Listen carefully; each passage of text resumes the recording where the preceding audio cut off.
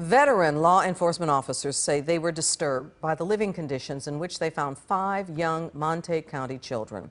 Left alone, their house covered in filth, the oldest, an 8-year-old boy, was left in charge taking care of his siblings. Fox 4's Phil Alvarado in Bowie with more on the mother's arrest and what investigators found. Clarice, police tell us that the Bowie ISD called them because an 8-year-old boy who lived in this house hadn't been to school in a week. Police say when they got here, they were shocked about what they found. 5 children, home alone, almost no food in the house. The father had been away on a job for 2 weeks. The 27-year-old mother is in jail on a $50,000 bond. She's charged with 5 counts of abandoning and endangering her children. For this neighborhood, this is out of the ordinary. You could smell clear out here to the street when we got here. You could smell the house, the stench. 27-year-old Jessica Petrani was a stay-at-home mom with 5 kids, but Bowie police say she wasn't always home. The smell in the house was it was a lot like standing in the middle of a garbage dump. Police say when Petrani was gone, her 8-year-old son watched over his 4- and 2-year-old sisters and his 17-month and 3-month-old brothers. The 2-year-old girl come running up to me, held her hands up, called me Papa, which is, you know, I've got a bunch of grandkids, and that's what they call me, and it just broke my heart, you know.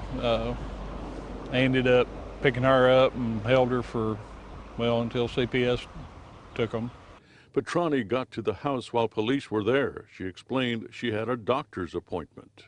She had explained she'd been to the pharmacy and only been gone for 30 minutes. We knew that she'd been gone at least an hour to an hour and a half.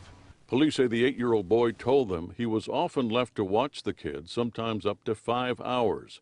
The arrest warrant affidavit says, in part, the house was in total disarray and filth and smelled of decaying garbage.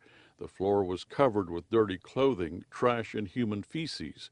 Police say there was almost no food in the house.